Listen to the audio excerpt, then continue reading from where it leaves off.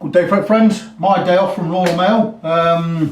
So I'm in the workshop. We have a new project on the bench, something you don't see very much of nowadays. This is an Aria or an Aria, A-R-I-A acoustic guitar. It's coming for half of a refret, and this is, wow, this is a Japanese made Aria guitar. Let's have a look, see what it says on the inside. Just says model LW12HB. Got no idea what those letters stands for. Serial number 060117. Made in Japan. Very good. It is battered. It is bruised. The action is a little bit high. We can certainly alter that. Not a problem, because we have so much saddle height there to mess about with. We do have a little bit of belly bulge, and the bridge is pulling forward just a little bit. It's really sunk at this part here. I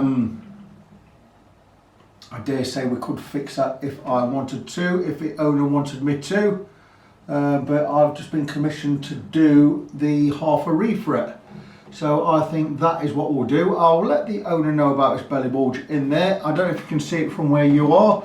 The belly sinks right in this area here. It must drop 5mm from the bridge, so it's sunken down quite a lot there. I dare say we could fix that. I'm going to ask the owner if he wants me to do that. Fret wire, 2mm wide, nothing spectacular. A lot of wear in this area, first 8, 9 frets, so I'm just going to replace those, probably going up to about fret 8 or 9. I've got some 2mm fret wire in the drawer over there, so I think we're going to be okay with that. I would also recommend we fix this belly bulge. I do have a specific way I do that. It's all about getting some moisture back into this wood and getting it clamped up right. We'll see what we can do. But that is it for now. What I am going to do is I'm going to get the strings off, have a look at those frets. We're going to get some frets removed, and we're going to get some replaced. Regarding the nut, I'm sure the nut will be fine. The nut slots are cut really too high anyway. We can certainly go a bit lower than that. So I'm not going to replace the nut. So it's just basically replacing fret wire up to around about fret number about 8 or 9. I think 9 frets replaced on that, we should be okay.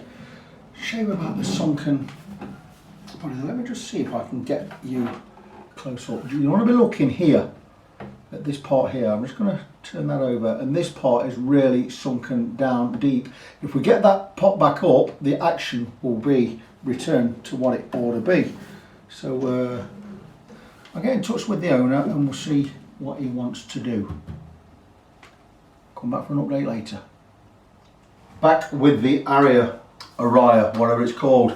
I don't know where I was in the last part of the video, but what I needed to get across to the owner was, with the body being so warped and so sunken in, there's no point me doing refret because the body was going to get worse. So what I've done is over a course of a couple of weeks, I've had the guitar body clamped, reverse clamped this way. We've had some, we had a small pot in there containing some tissue paper with water, and we've got some moisture back into the body of the guitar. We've had it clamped back. And then what I did was, we had it all sealed, so the moisture just got into the wood, and I just tightened this a little more every day, just so we got it over clamped to a certain extent. Once I was happy that the body had got back to a decent position where I could do the refret, I needed to let the wood dry out. So I removed the tape from here, we took the water out, and we clamped it again for another week and left it. And the clamps are just about to come off. And that body is significantly better and straighter than it was when the guitar came in, which means the body is now going to be held in that position. And okay, I can already see it's not perfect, but it is certainly better than it was. So let's have a quick look. There was still a bit of sinkage there, but it's nowhere near as bad as it was. That is about 1.5mm, whereas before it was about 5mm. So that is a lot straighter than it was. So I think I can work with that. One thing that did happen is a brace came loose, and I'm going to have to glue this brace. There you go. We've got a loose brace there. unless I glue that, we're going to have problems for the life of this guitar. So I'm going to need to get some glue under this brace, get the brace clamped in and get that held.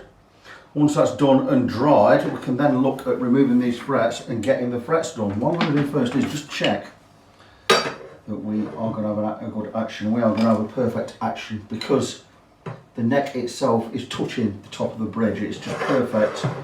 So straightening this body has made a difference. It means the action is going to be a lot better. That is perfect.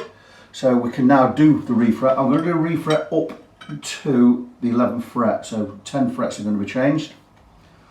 But I need first to get this brace glued back. I don't know, I'm going to get glue under there. I will find a way. But we need to get that glued in before we can do anything else. So the next part of the process will be to get that brace glued and clamped back. When it is clamped back, I'm going to need to clamp it right at the end there, the looks of it. That's going to be quite difficult because I'm not going to clamp that end. But we'll get some clampage there. I'll clamp that as close to the edge as I will be able to do that with a little bit of a brace on top of that brace. We'll be able to glue that all the way back. That's going to make the guitar a lot sturdier on this side. Whilst that is being clamped, with the clamp in place, I'm then going to come along and I'm going to remove the nut and these frets.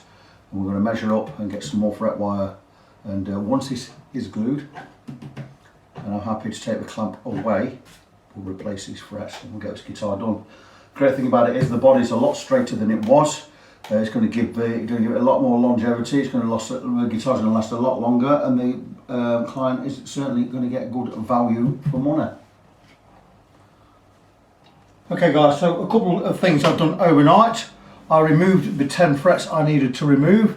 I do have some chip repair to do on the fingerboard. That is not a surprise. We expected that anyway. They are the old frets. Here are the new ones. I believe these are 12% nickel silver. I'm not sure what brand these are, but they are 2mm wide.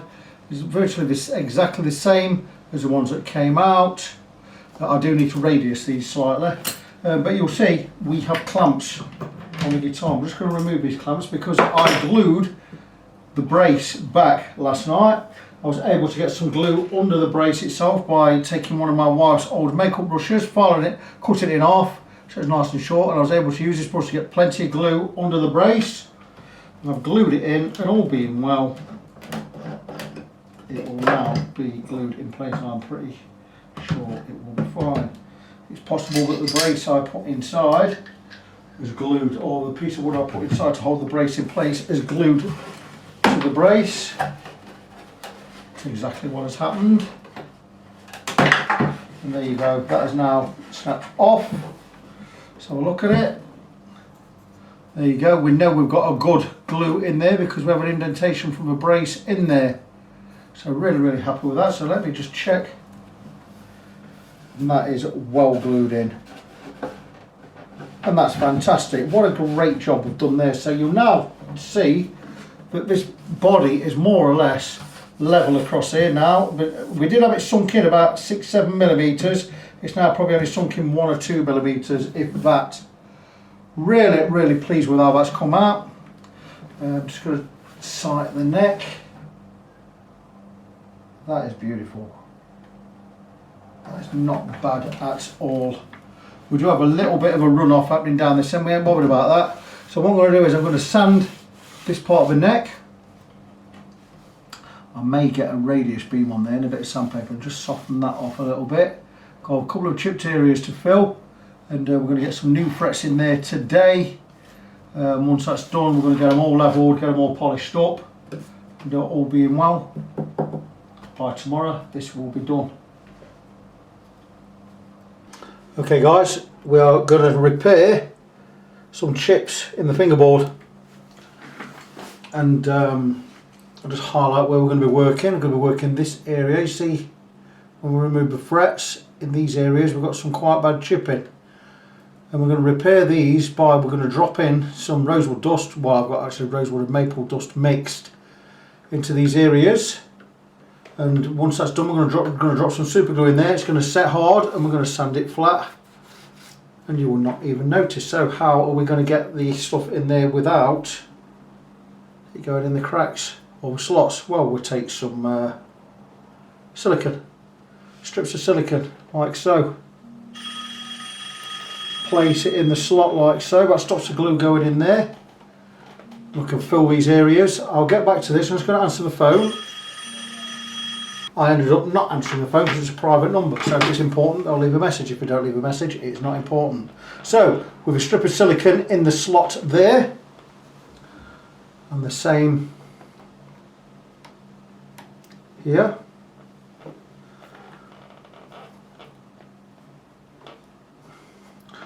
Just let me highlight these areas.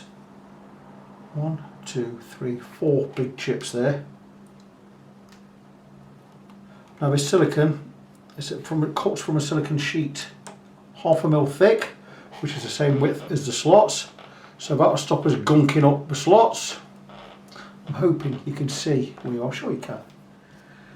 We're going to take my bag of magic dust. Rosewood and maple mixes. Now some of this maple is from a 1964 330 series Rickenbacker, a real one, a Rose Morris one. Did a big renovation on one 6 years ago. And all we're going to do is take some of the dust. Don't need all of that. We're just going to place it in the slot.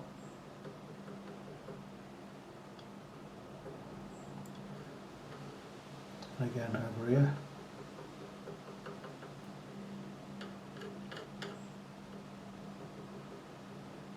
Eyeballing where the slots are, so we know where we're going to drop the glue. It will find a level. Leave a little bit of excess next door. I'll put a new tip on the super glue. I'm just going to put a drop of super glue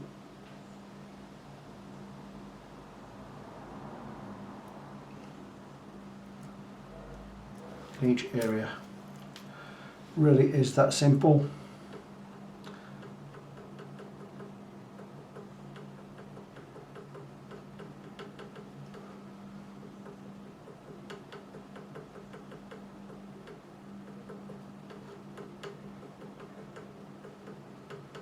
I tend to just use a screwdriver nowadays. I used to use my fingers, but I ended up having to sand my fingers every day.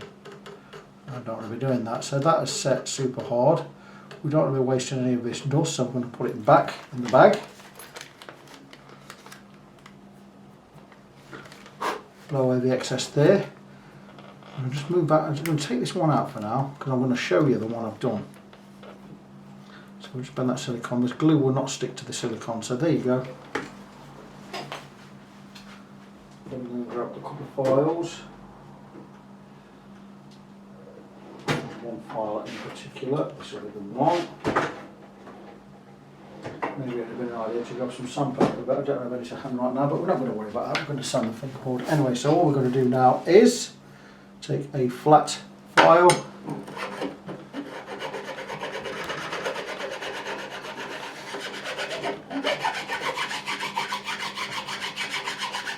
file over that area, and you'll see that those two chipped areas are now fixed. We could also take a Stanley blade and clean up the area.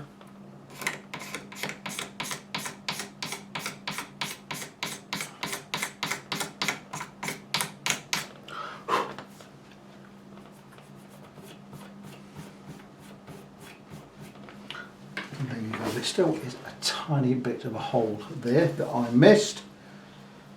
Good thing about having a file out, we can just clean screwdriver.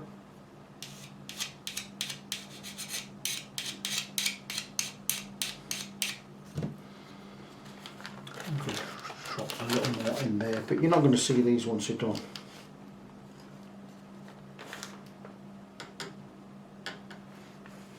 Got to build up the next one, ready for the next one, shall I say.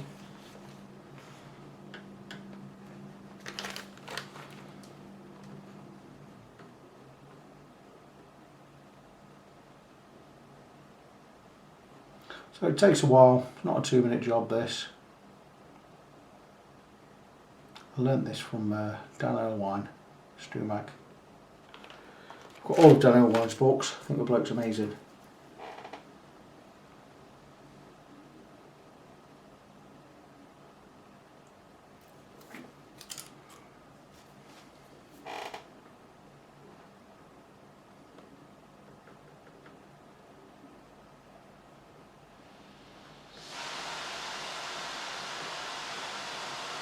We do have a paint factory just across the road from our house. That is making the noise you can hear. That's all that hissing noise at the moment.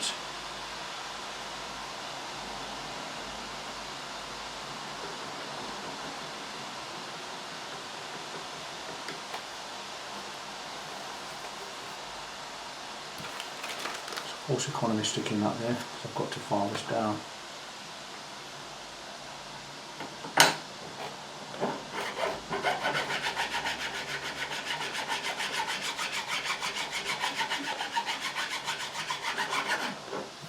And there you go. And we have repaired those two chipped areas. I will be scraping the whole fingerboard anyway, because this has not had a good scrape or a good clean for many years by the looks of it, and I ain't going to use that. So there you go, that's the two chipped areas completely gone. What I do then is I take my special saw. This is for cutting fret slots. This is a 0.5mm curve blade, just to make sure that the slot is free, and there you go. And can you see the chips I've filled in, or where I've filled in? No, you cannot. They are invisible. It'll be exactly the same with these. I'm going to do these on camera as well. This one here. A little bit more work here. Strip of silicone. It's a long-winded job this, it takes a while. I had, believe it or not, once on one neck I had 64 of these to fill. Took me hours. Anyway, here we go, we have 4 big ones right there. So again, something nice big dollop of dust. One.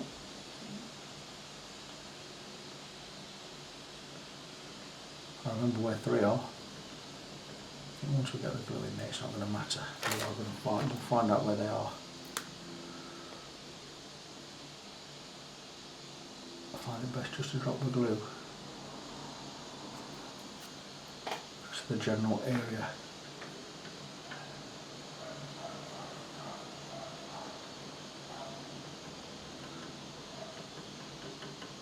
And whatever chemical reaction is taking place at the moment, this will set.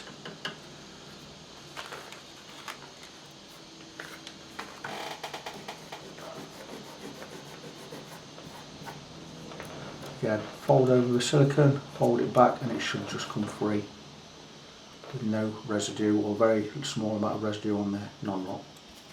How good is that? Again, file.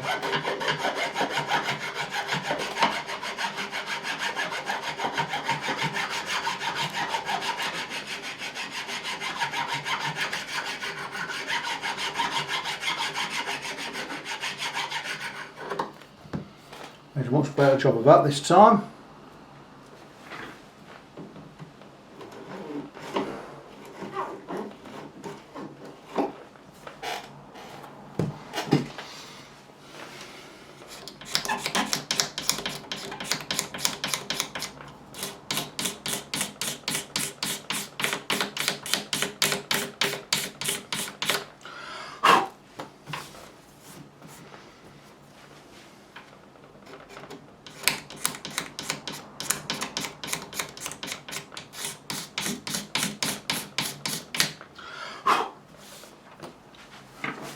And there you go, 4 more filled in. How much better is that? One to fill there. So I'm going to crack on, get all these done, go all the way up the board. Got 1, 2, 3, 4, 5, 6, 7, 8, probably about 10 more major, 10 or 11 major slots to fill. Won't take me too long. Once that's done, we're going to sand all this down, slightly re-radius it so we know we're matching the radius everywhere, get everything sanded that way. We're not going to remove too much material because we don't want to make the fretboard uneven. And once that's done, we'll get some new frets in and we're going to level across the lot. So after an amount of time, I've filled in all of the chipped areas. and we are ready to put the new frets in. Well, we're not ready to put new frets in because I've not radiused them yet, but the fingerboard is ready. I'm just going to do a little bit of scraping down here. I'm going to scrape up to the new fret.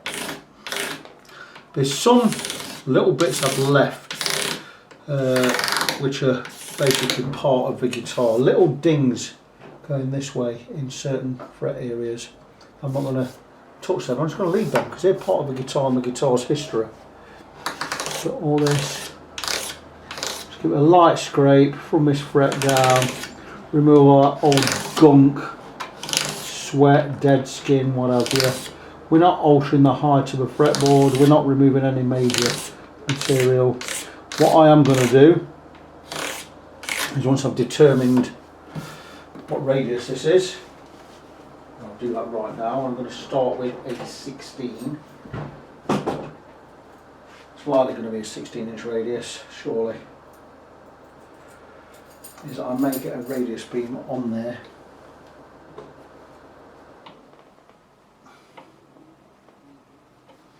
Just check it against a 14. I think it's pretty much going to be a 16. Oh, it could be a 14. I'm going to get a radius beam on there with some sandpaper on it and just gently sand this, just to make sure we're keeping the radius intact. So the good thing about the new fret wire will be slightly higher than the old fret wire. So if we do skim a little bit off here, the frets are going to bring the height up to match the frets here. So we're not going to cause any problems. We're still going to be able to level, and the guitar's going to play great. In the meantime as well, on off camera, I'm going to scrape between these frets just to bring the wood back to as bare as I can. And once we've done that, when we do oil it later, it's going to be a new fresh piece of wood. We get all that gunk and all that years of grime and stuff off there. I'm also considering oiling the whole of the guitar top, just with one coat of boiled linseed oil, just to bring some of that lustre back. And but this is quite heavily lacquered, so that's probably not going to be worth doing it. It's definitely a lacquered guitar, satin finish. But we could do the bridge. But anyway, I'm going to crack on. When I come back, I will have had this radius. I'll get the my fret bender out. I'll radius the fret wire, and we'll be ready to get these frets in. Just a couple of things before refret. I've also gone between the frets I'm leaving on and scraped the fingerboard, and you'll see it's all scraped, so it's all a lot lighter, bar this last one at the end. And I'm just going to finish off on the last one. And all this is doing is removing all the crud, all the dead skin, all the mojo from over the years.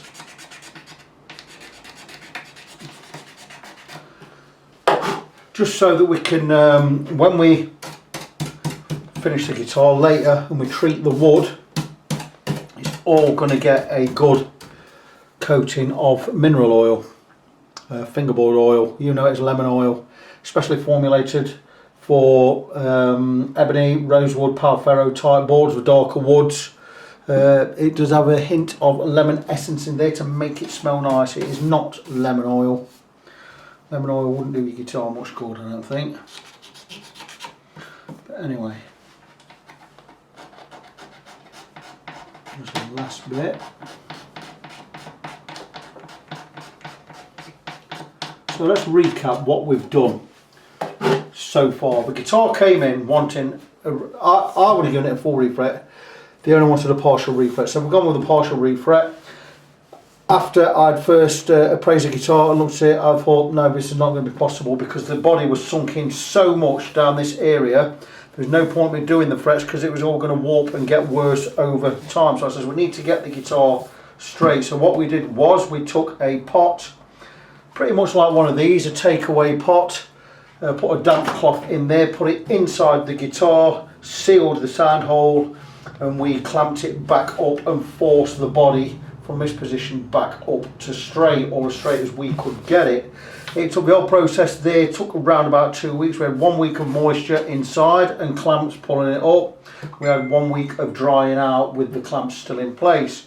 Once I was happy that we'd got the body straight enough and got rid of all that sunkenness there, I decided to I didn't decide anything. I removed the nut, removed the frets, and you've just seen me fill all the fret slots or repair all the fret slots, all the chipped areas. I've also gone with a radius block and just sanded up to that 11th fret, just so we have a nice even radius, and everything is all now ready for. I've also sawn each of the slots, so we're ready to accept the frets. Now I have not bent the frets yet. I need to get the frets in the fret bender with a radius of frets. Once that's done, I will be gluing them in, but I won't be using the glue as an adhesive. I'll be using it as a gap filler, because there will be a slight gap under the frets. So we're going to tape up the edges, we're going to put some regular tight bond in the slots, and we're going to press these frets in. I'm going to do it all on the fret press over on the other bench. Once I've got it set up, I will bring you in and show you exactly how we do that when I do it. Just prepping for the frets. Stuff I've done off camera is I have radiused the frets. Just going to get them out. I've also prepped the board. As you can see, I've taped it up. Just left enough room and a little bit over for the frets to go in. The reason I've taped up is I am going to be using glue. I'm not going to cut the frets to exact width. I'm just going to do them as they are. I have radiused them already on my fret bending machine. You've probably not seen that, some of you. I've had this one years, bought it from Canada years ago. I think it cost me about 60-70 quid. Great piece of kit, does what it's meant to do. So I'm going to be using some Type Bond Original in the slots. That's why another reason I've taped the fingerboard up. This will not be to glue the frets in. This is being used as a gap filler. So the reason that I'm hammering these first two in is I can't get this under the jig because of the heel of the neck. The rest of them I can get in on the press over there. So these 7 or 8, these 8 are going to go in on the fret press. These 2 I'm going to hammer in. So I'm going to get all the glue I'm going to need on this plastic lid I use. Won't need too much.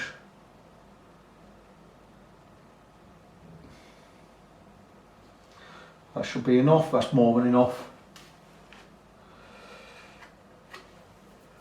Lid, get the lid back on, plenty there. I have some glue spreading thingamabobs knocking about. I don't know what I've done with them. What have I done with them? I just had them a minute ago. Just had one in my hand. Where have I been? Right, not far. There you go. Homemade. I make these from the top or the bottom or any part of a takeaway pot. I use a lot of takeaway pots for stuff in this workshop. Not that I have a lot of takeaways, but all we're going to do is we're just going to tease some glue into these slots. Don't need a great deal.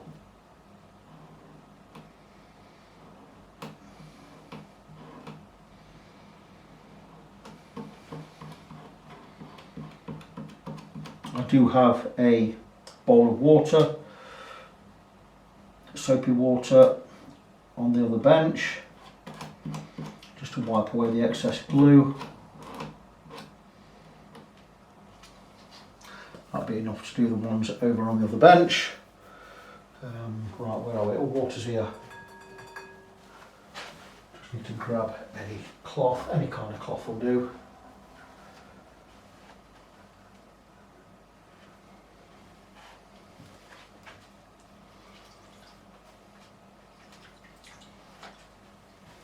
All I'm going to do is just wipe away the excess glue, like so. Take a couple of frets, tap down, using the nylon side of the fretting hammer. Only these 2 I need to hammer in, the rest of them I can do on the fret press. So take the fret, hammer the edges down and just to the centre.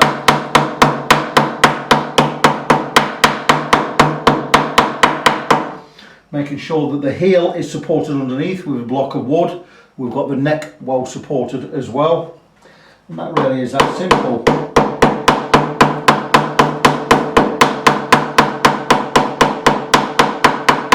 You don't have to go gung-ho or mental, just tap it in. It does sound like I'm whacking it, I'm not. It's just because I've got, even though we've got the heel supported and neck supported, we are not got, not got super firm blades.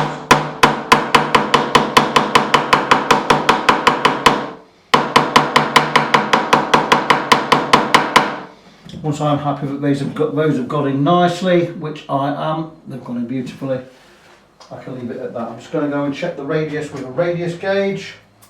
12-inch radius, not 14 on this. I did re-radius the board with a 12-inch leveling beam or sanding beam. Just checking the radius.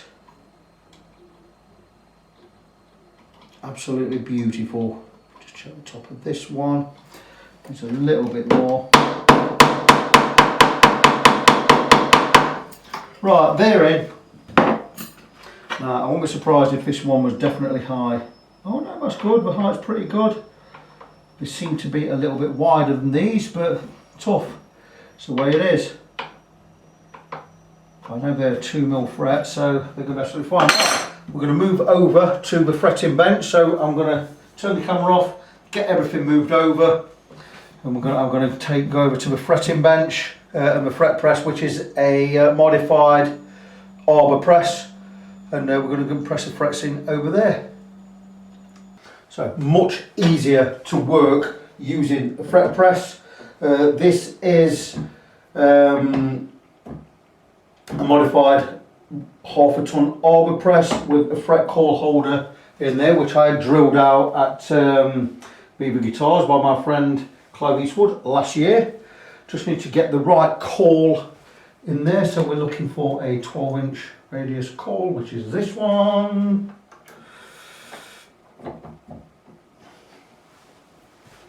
This makes the job a lot easier. You can't always use a fret press, especially on set necks, glued in necks. An SG you can, because you can turn this at an angle and do it at 45 degrees at this end. And at Les Paul you can't, acoustics you can't, you can only do half a refret using the fret press. But anyway, back to job in hand. I'm just going to do 2 at a time, get some glue in there, same as before. This glue has got a shelf life for about 20 minutes. So before it sets hard, so you need to crack on and get it used.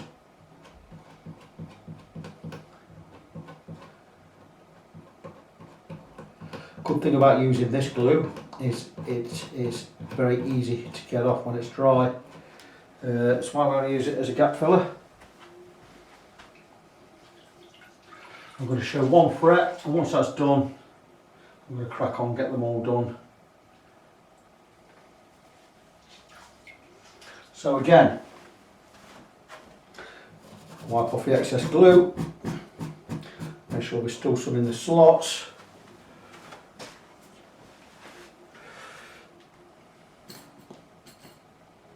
Take a fret, again fretting hammer.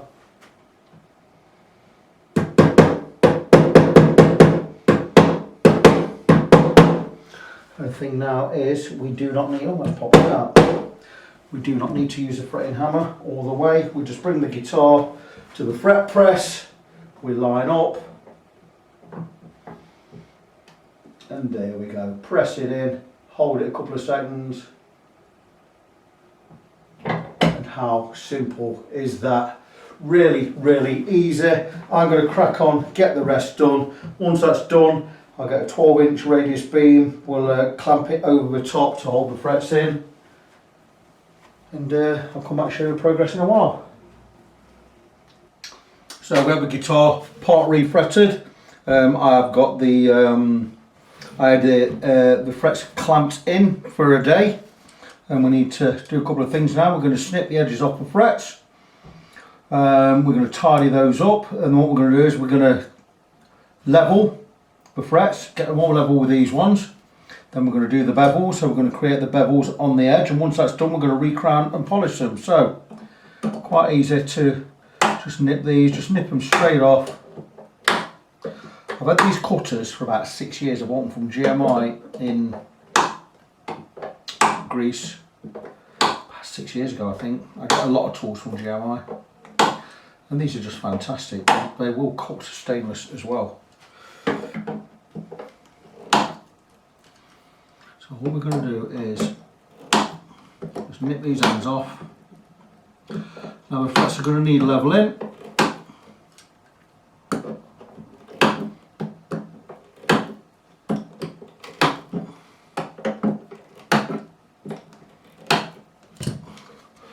We just need to make sure everything's seated nicely. Sure it is. So those frets are in nice. I'm going to remove the tape. Remember, we did use some glue, but only as a gap filler, not to glue the frets in.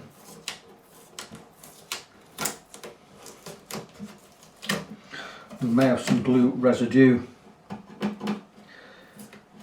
close to the frets, and we may not.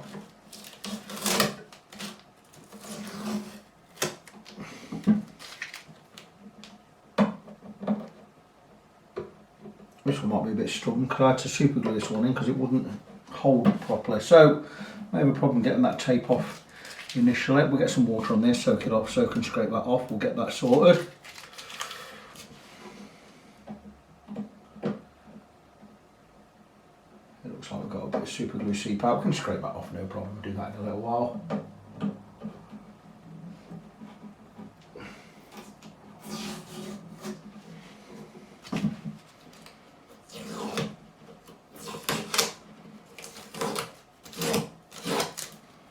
All in all, not a difficult job. So I'm going to tidy these bits up. I'm going to get this soaked off, and we'll come back. We'll look at getting them levelled. For levelling, I'll be taping up the whole lot of the fingerboard, and then we're going to do the bevels on these edges, and I'll show you how we do all that. Before we can crown the frets, we've got to level them. Before we do the bevels on the edges of the frets, we've got to level them. So I'm just lining all of the frets with the marker pen.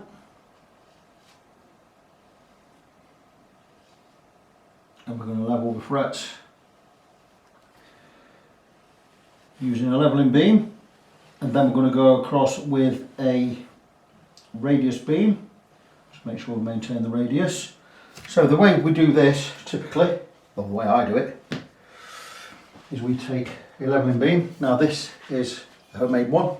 I bought a section or length of 16-inch box section, 2" by 1", milled perfectly flat on two sides. I have some old 240 grit paper on there. And to level, we adjust. What we must do first is make sure that the neck is dead straight. It is dead straight. I've just had the notch straight edge on there. 25¼ inch scale length on this guitar. A weird one, I know. But anyway, leveling, and it's just a matter of follow the radius with the leveling beam until all of the pen is gone.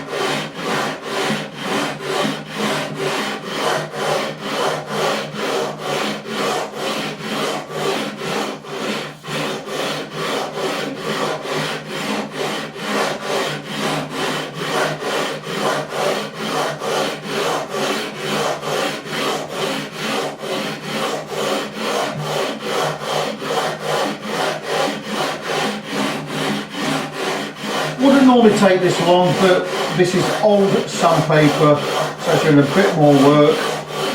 You see how I'm following the radius, so I'm not following the edges of the guitar, I'm following the radius. So where I'm wide here, I'm overlapping there, but that is following the correct radius.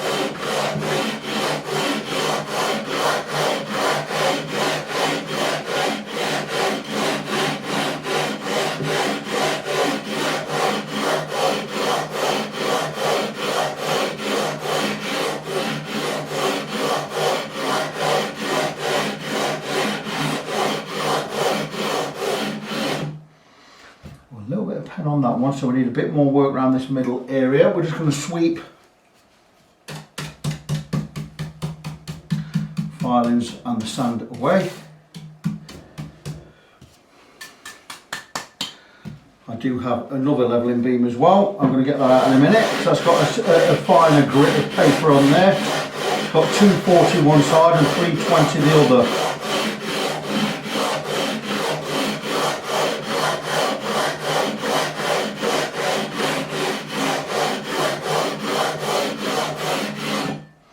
So what we're going to do is first we're going to go over with a fret rocker just to check to see if the frets are level. We're going to pen them all up again.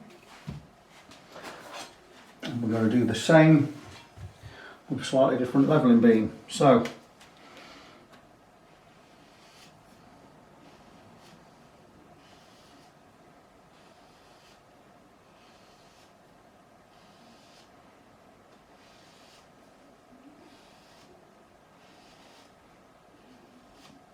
the reason I've not taped anything up is I've got to do the bevels, and you can't do the bevels when the neck is taped up. Now we're going to need to do the bevels up to fret 12 because these are done, 12 onwards are done, so we're beveling 11 down. It means I don't have to tape up the whole guitar body either.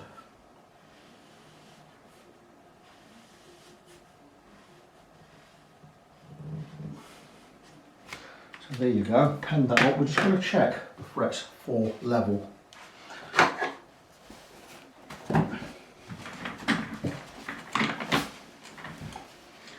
This end should be fine anyway.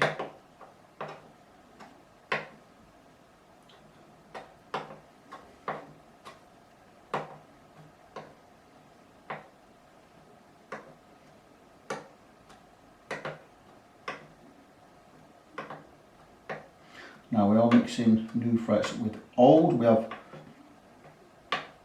half the frets are new and half the frets are old, but all the frets at this end were fine anyway. I just want to check the transition from one set to another, and that transition is perfect. We are already level where the old meet the new.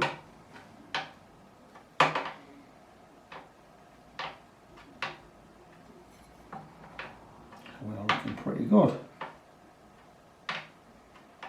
So if we're going to have a problem with anything, it's going to be fret 3.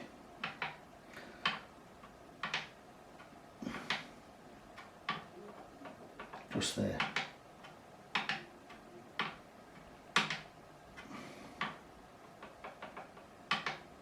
Everywhere else on fret 3 we're fine. Just in the middle there, I'm going to get to the fret file on there. We're not going to faff about.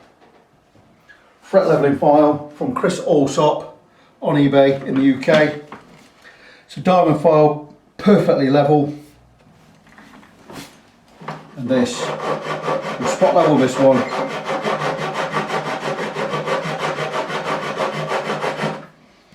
And we'll just check. Still a little bit high.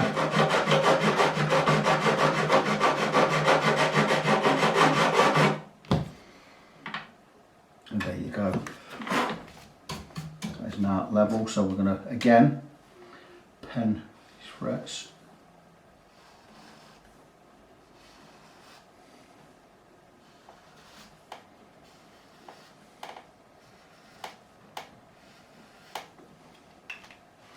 Now we're going to check with a radius beam or a radius levelling beam. So I'm going to take a 12-inch radius. I've already got it out somewhere, I think. Because it is not in that box. What have I done with it? Here we go, it's here. Again with some old paper on there. And it's just a matter of, it's a 12-inch radius, so it's just a matter of straight up the neck.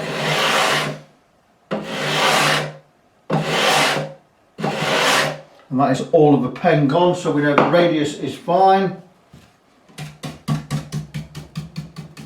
Happy with that. Again, we pen them again.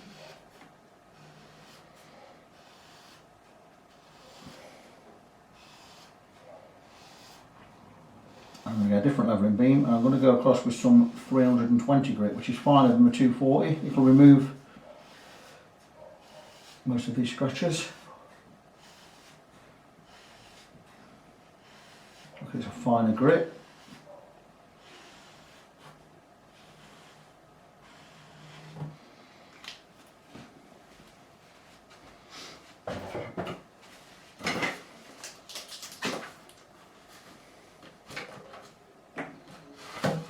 again, GMI tool and grease. Slightly smaller, same length but thinner. We have 240 grit that side, 320 this side. Finer grit, it'll remove some of the scratches.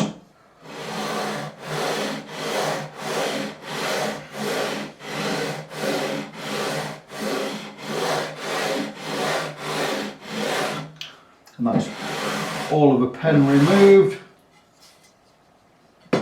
Again, so we know that the frets are level. So one more time. We're going to check the frets for level.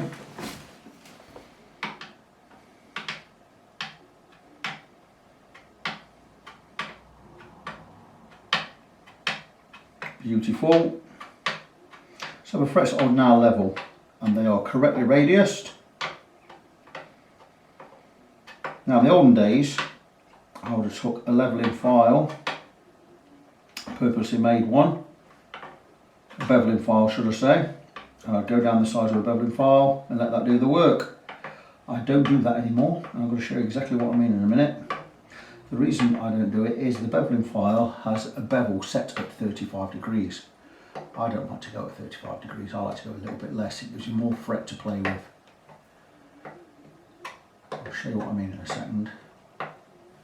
So I'm going to do it by hand on the other bench. Got a high one at the end there, it doesn't matter because it's setting to the end, so that makes no difference at all. I already knew that by the way, so that's very good. The beveling file is this kind of affair, where you have one at an angle and you bevel the files going that way and going that way. I could use that stop, but I'm going to actually do it by hand over on the other bench. So let me get the guitar set up on the other bench and I'll bring you back in and I'll show you how I bevel the edges of the frets.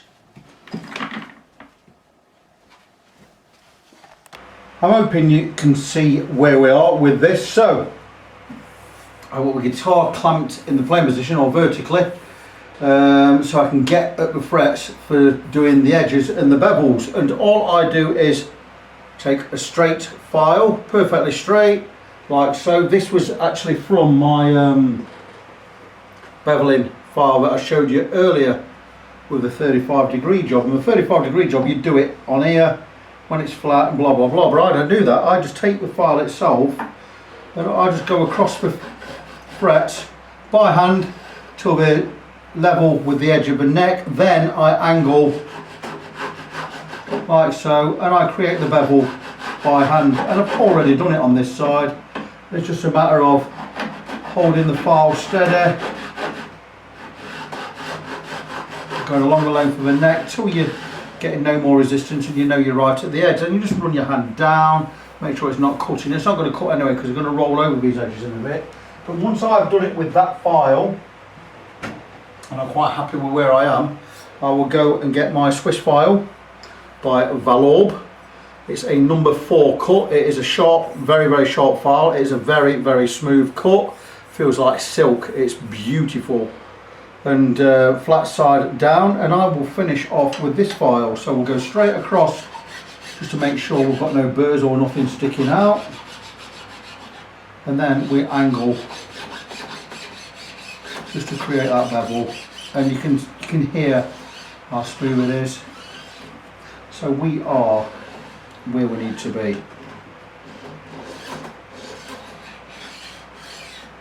Now I'm very happy with that.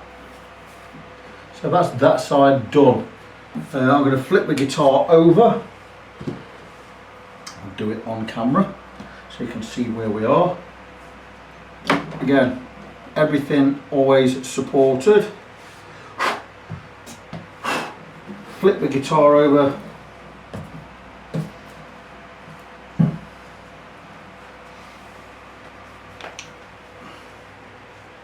And I'm going to do the other side. Make sure everything's all padded and protected, like so.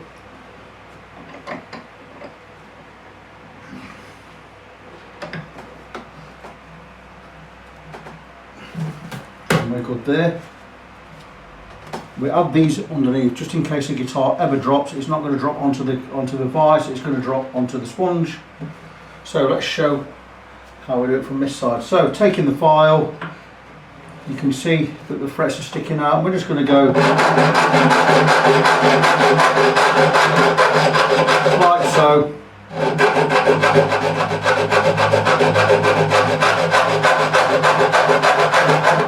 Until we've got the frets right up to the edge, the file right up to the edge of the neck. It's going to take me a while to do this, but you can see how it works.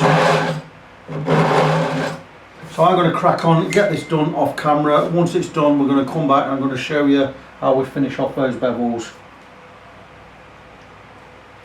So this is going to be the last bit of video I'm doing tonight. Even though I'm going to carry on working, I will be later on recrowning these frets.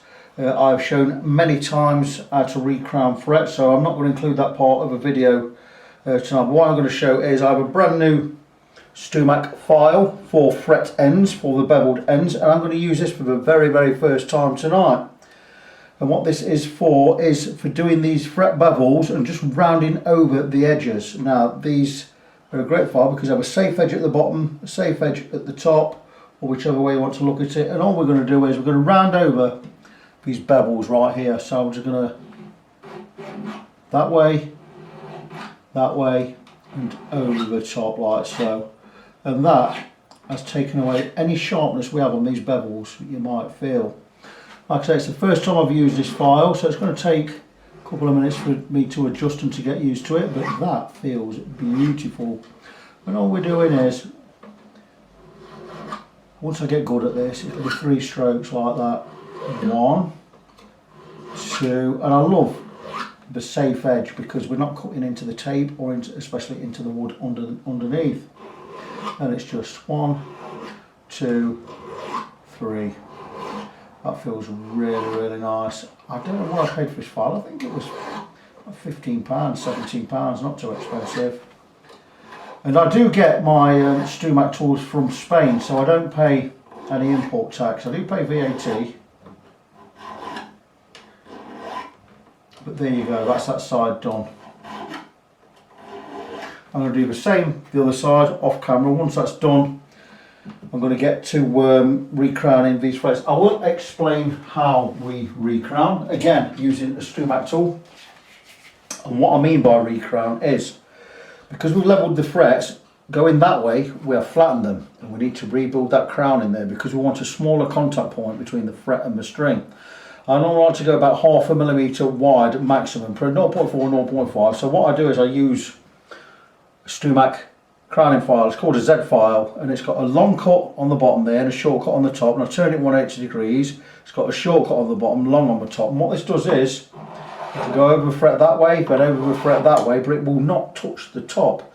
So what will happen is we'll rebuild that crown, but the centre line will be really thin, and that'll be the contact point between the top of the fret and the bottom of the string, and it'll create a buzz-free environment. So I will be doing that. I'll show you exactly how it is done. I normally do it, we'll mark it up with a pen.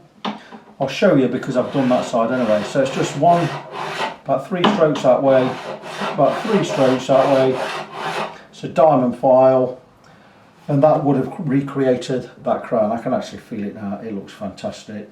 So that's it. So I'm going to crack on, do these bevels this side with the small file I've just got from Stumac, and then I'm going to be recrowning it. Once it's recrowned, I can move on to the polishing. I don't think I'm going to do any polishing tonight, but I do want to get these bevels done, and I want to get the crowning done.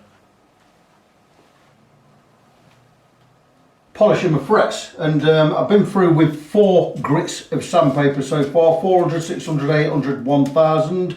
3 grits to go: 1200, 1500 and 2000 grit. And it's just a matter of, scratches went in this way, so we're polishing this way, and it's just a matter of, really simple, take your sandpaper, wet your finger slightly just so you can get a good grit, and you're just polishing over the top of the fret, and you're getting into the corners, far side, then near side, like so, then over to the next one. And going with finer grits each time is removing the scratches more, and it's bringing the frets more of a shine. Takes quite a while. I mean, it's not super long. There's 2 done already.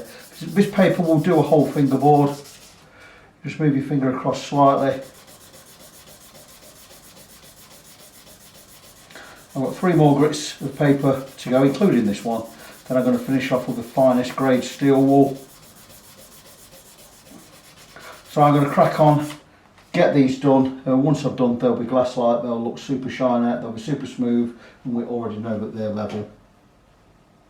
The final polishing, I'll take some steel wool. This is a finest grade, extra fine, or if you do need a gauge number, it's 0000. And what I'll do first is I'll roll it a little bit tight, and I'll just go up by the side of the bevels. This is why we tape, another reason why we tape up the guitar neck. And again, up the side of the bevels. Give a little polish first. And then we'll pack it all tight, and we're going to polish the frets. And how we polish the frets is take steel wool, hold the guitar firm, we're going to over the top, into the sides, far side first, press down and in on the far side, come to the near side, down and in, near side, and polish again over the top. And that fret is amazing, scratch free, super shiny and polished. You don't need any compound. Elbow grease is all you need. I do it the traditional way. I've been doing it this way for years. I prefer it. And there you go. So I'm going to crack on, get all of these done. Once they're done, we're going to peel the tape off. We'll spray some mineral oil. You know, it's lemon oil on the fingerboard, especially formulated by the guitar companies. It's mineral oil. They put some lemon essence in there to make it smell nice. It is not lemon oil. Especially formulated for the darker woods, i.e. ebony, palfaro, rosewood. It treats the wood and it also cleans. Anyway, there's 4 done. I'm going to crack on, get the rest done. Once that's done, I'll bring you back in. So that's the frets all done. I guarantee these are immaculate. So we're going to remove the tape. You see why we put a strip of tape down the side now. It's easier to get the tape off.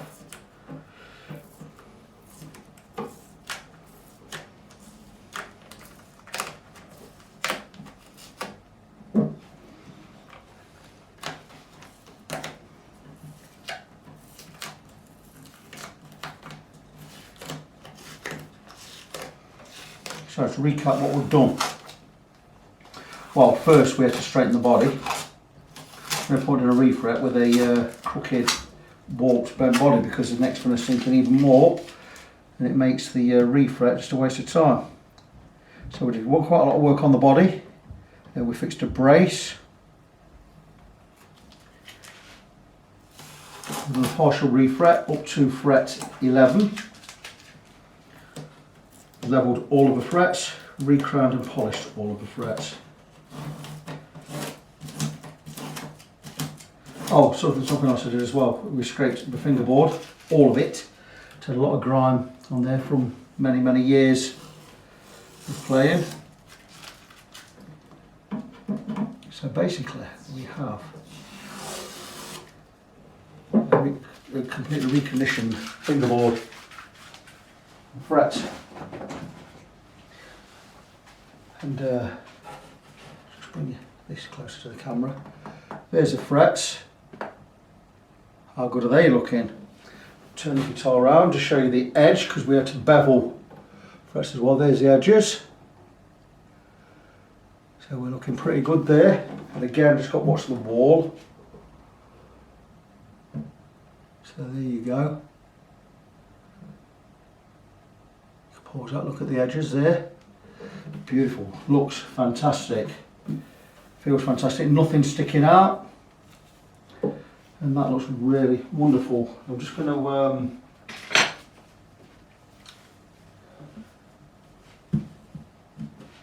just cover the neck area or the body area because we are going to spray the fingerboard with some lemon oil.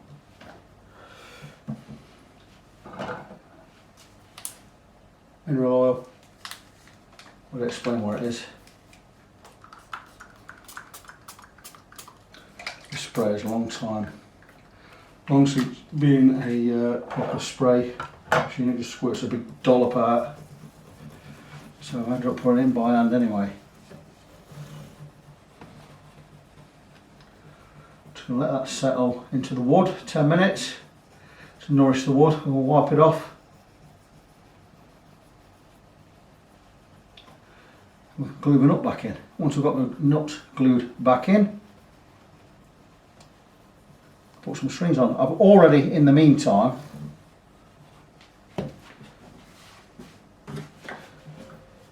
checked all of the tuning pegs, tightened them all up, tightened all the screws, tightened these bolts, tightened the screws at the back, make sure everything's alright. I've wiped down the headstock,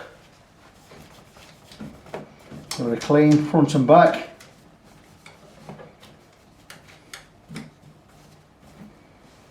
So we are more or less ready. Once this oil's dried, or I've wiped off all the excess, we're going to glue the nut back in place, and we'll get some strings back on, and we'll get the guitar set up, and it will be ready to go. Looking, all of those frets are fabulous. The client's going to be very pleased with these. Beautiful.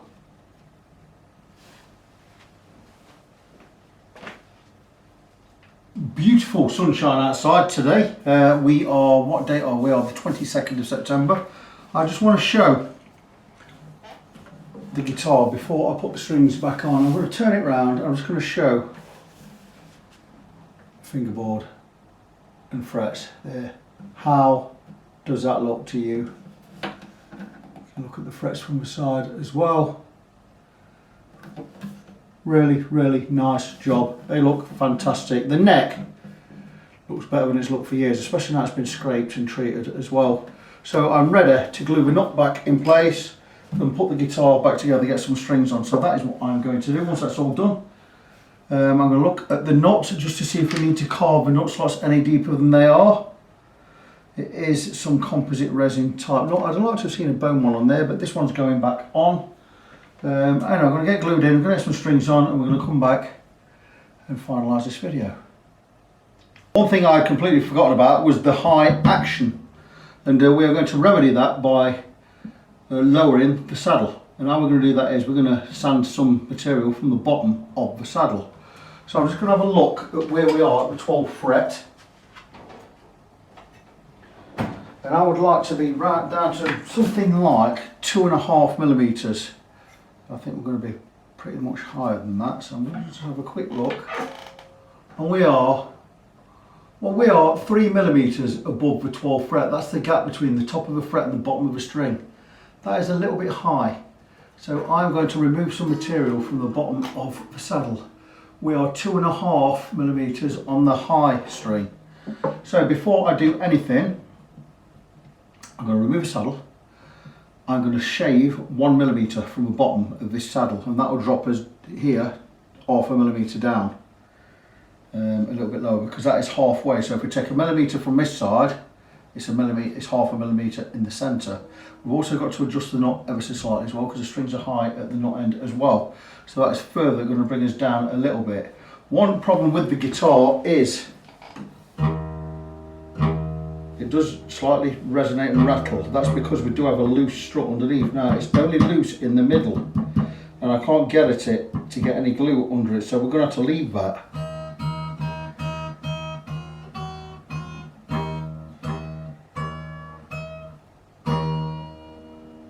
I think we'll get away with it, it's not terrible. But anyway, if we do have any problems with that later, we'll come back and look at that again. I'm going to leave it for now and see where we are. But first, I'm going to loosen these two strings, get the saddle out.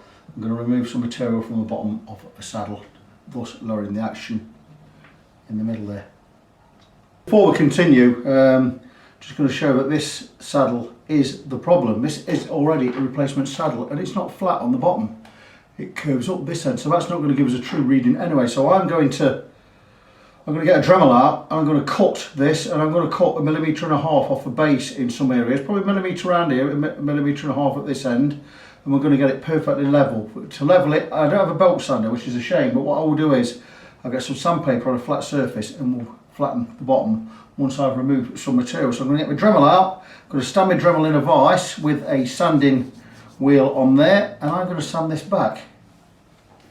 So this guitar has more problems than you may see or when you take it at face value than you may know about, and I'm going to explain them in a minute, but first I'm going to show where we are regarding the knot. And so what we need to do is determine what strings we have on the guitar, and we're going to measure them with a caliper, and I already know what they are because I've measured them. So we have a 52, so it's a 52 12 set, 42 should be 32, yep,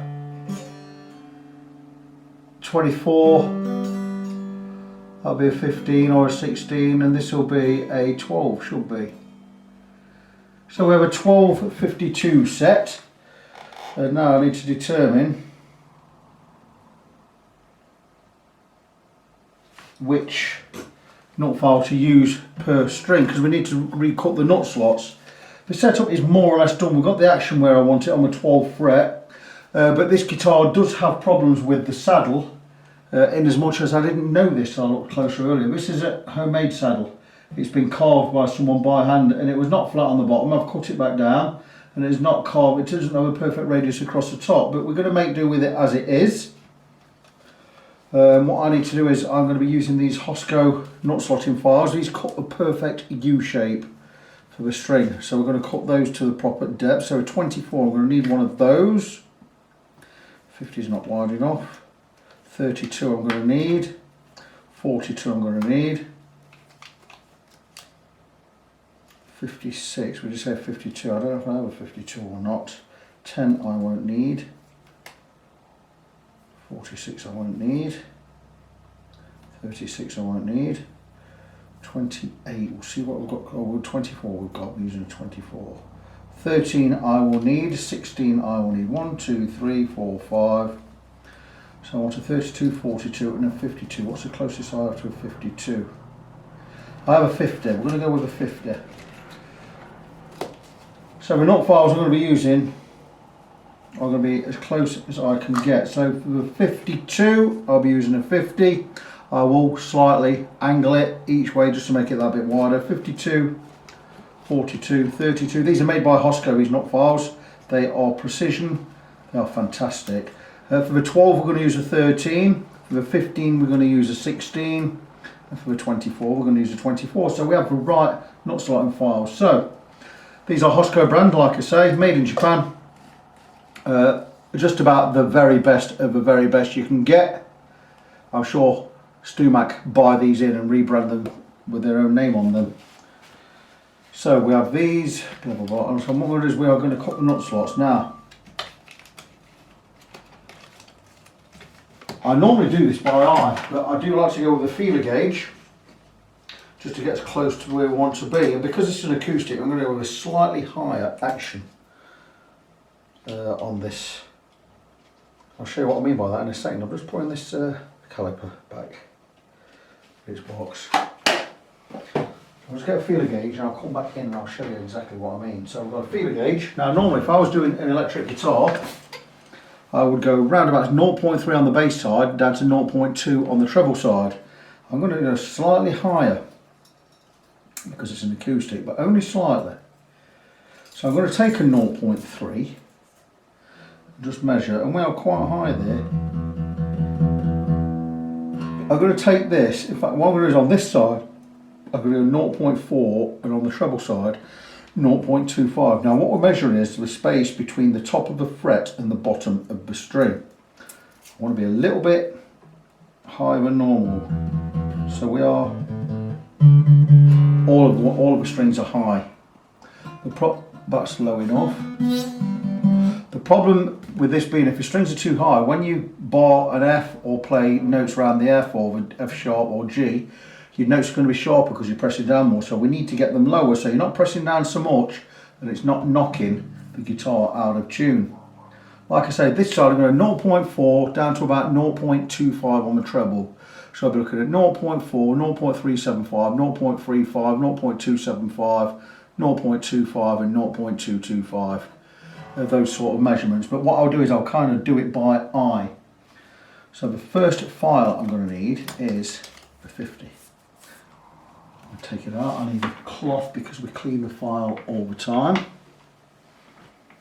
Take a tuner. I'm just going to show a couple. And I like the guitar to be more or less in tune.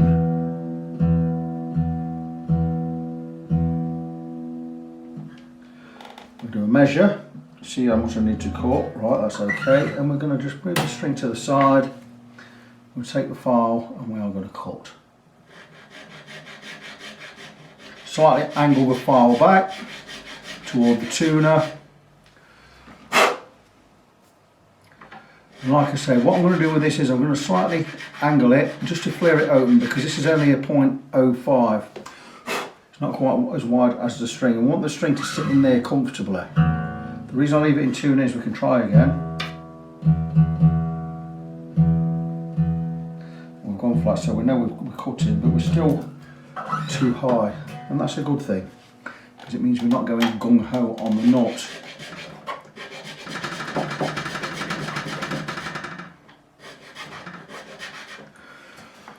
You need to keep checking because you don't want to go too deep. If you go too deep, you're going to replace in the nut.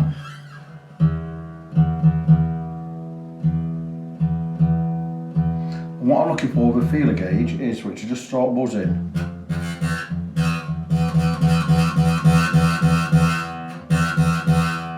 And we're perfect there. I'm very happy with that. So we're going to move on to the next one. So we're going to clean the file. Put that one back in its little sleeve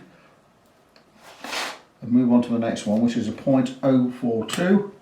We do have an 042.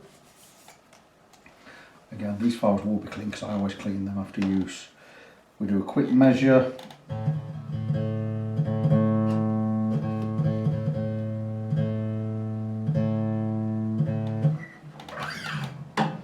we're going to do exactly the same again. Slightly angled back toward the machine head. Nice gentle strokes. We won't need to angle this because it is the right width.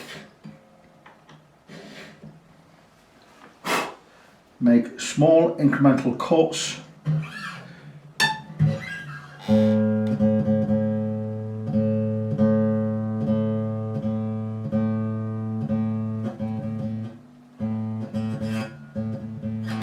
Just buzzing, so I can go a little bit further. I'm going a little bit deeper with this one.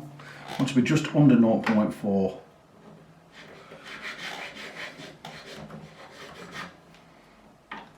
Don't go gung-ho.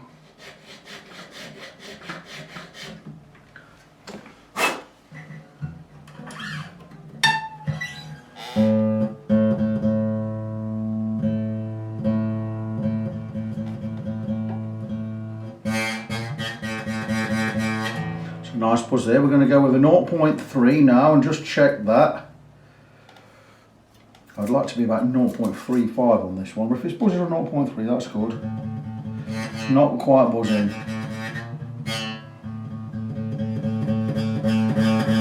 Very happy with where that is. So the next one I'm going to want to go to 0.3.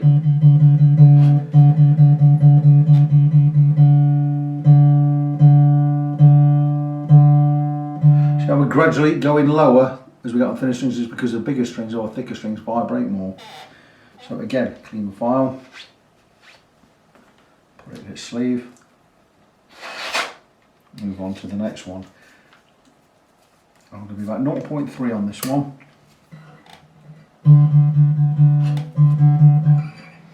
Quite a way to go yet. Take the 0.32 file. Again, same thing, angling it down. Don't need to go sideways with this or wiggle it because it's the right size for the string.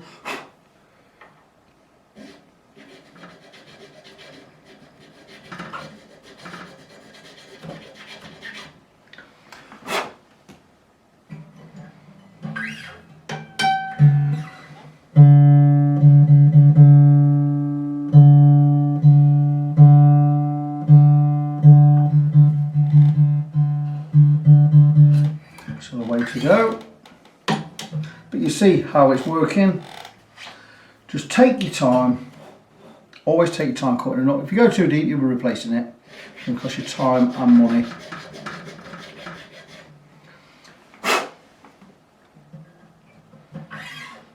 I have messed a few nuts up in the past.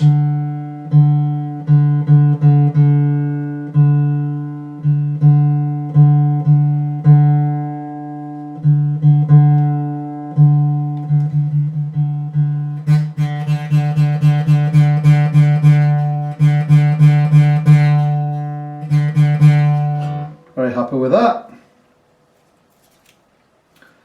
On the next side, I'm going to go on the treble side now. I'm going to be looking at about 0.25 on this one. We're way above there. 0.25 in height on that one, so I'm going to get the other 3 files.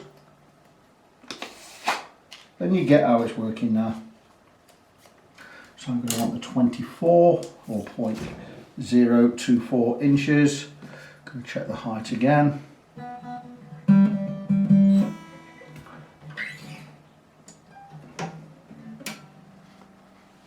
Same thing.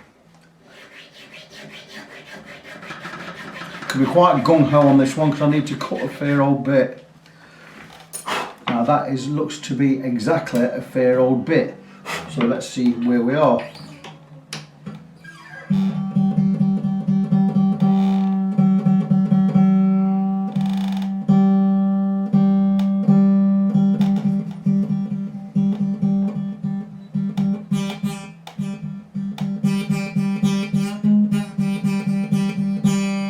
How's that first go? That's exactly a fair old bit. That's spot on first time. I'm going to go a little bit lower on the next 2. We're going about just over 0.2 on the B and 0.2 on the E strings. So you get how it works. I'm going to get these 2 done off camera. Once that's done, stretch the strings in, tune in, then we'll come back and we will finalise this video. And here we are, guys. We are all done. And the guitar is not without problems. It came in needing half a refret, but on closer inspection the body had all sunk in. There's a snapped brace there and there's a loose brace here somewhere. The snapped one I've glued back in, the loose one I'm not able to do anything with because I can't get at it.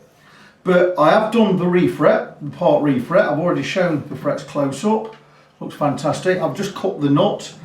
I've fixed some of the sinking body problem by getting some moisture in there. Again, click back to earlier parts of the video and you'll see all of that. There's also a problem with the saddle, which is not, it is a handmade saddle. It doesn't have a lot of radius on there. And that wasn't even sat or seated properly. I've had to sand that down to get it to fit properly. But the guitar plays fantastically well now. It stays in tune, obviously.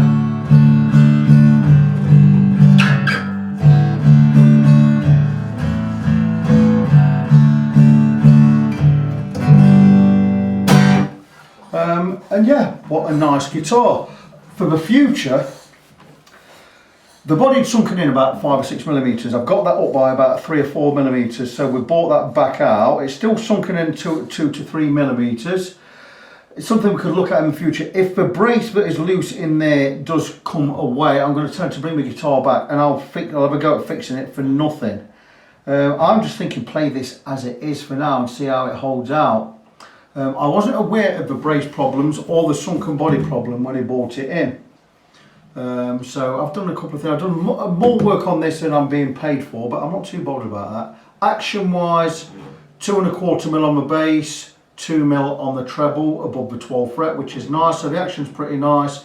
There was no point me doing a refret with the body sunken in as it was, so I had to fix that anyway. But yeah, a nice guitar, an Aria Dreadnought type acoustic guitar made in Japan. Not a lot more to be said about it. I think there's plenty of years left in this. It looks tatty, it looks battered, but the neck is amazing and it sounds amazing. So nice one to work on. I've enjoyed working on it. I'm going to let the owner know it is ready, and there is one thing left for me to do before I go, and that is to remind you of my website, facebook.com/ng17. That's facebook.com/NGONESEVEN. There's also fretfriend.co.uk. I am Victor, I am your fret friend. And until the next time, as always, God bless you, be good to each other, and I'll see you in the next one.